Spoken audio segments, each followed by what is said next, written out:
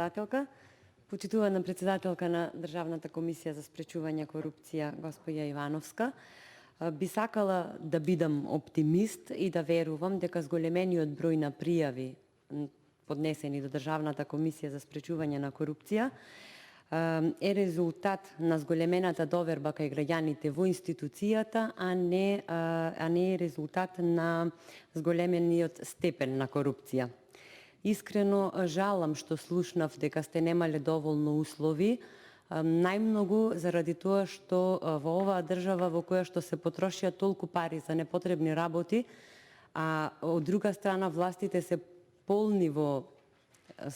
своите декларативни заложби во поглед на тоа на борбата против корупцијата, така што мислам дека можеле и морале да ги најдат начините за коренита борба со овој феномен.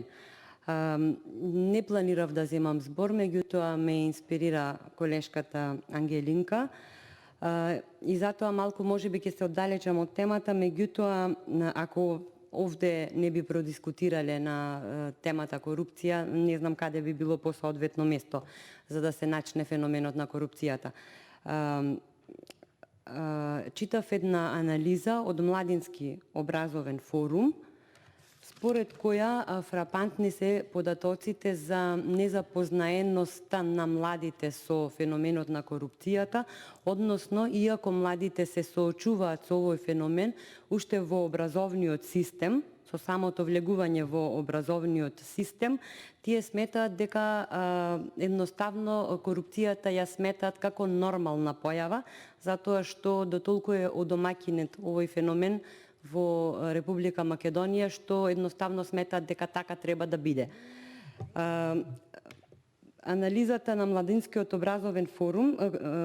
доаѓа до фрапантни податоци според кои на над 70% од младите веќе не им пречат коруптивните постапки затоа што се навикнале на нив,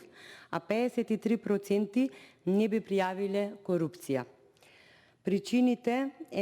се затоа што немаат еднаков пристап до услугите кои што им следуваат, затоа што законите не важат еднакво за сите и затоа младите ретко пријавуваат корупција, бидејќи се плашат дека заради пријавувањето ќе претрпат последици, а што е многу пострашно, не пријавуваат затоа што сметаат дека некои работи, како што кажав, едноставно се такви. Има и млади кои и не знаат каде да пријават корупција, иако се соочуваат секојдневно. Обично корупцијата за жал се споменува во политичка конотација, меѓутоа сметам дека за да се избориме со корупцијата, таа треба да биде првенствено ставена, да и се стави поголем акцент во образовниот систем, со цел младите да почнат да ја препознаваат, да сакаат, да имаат волја да се борат против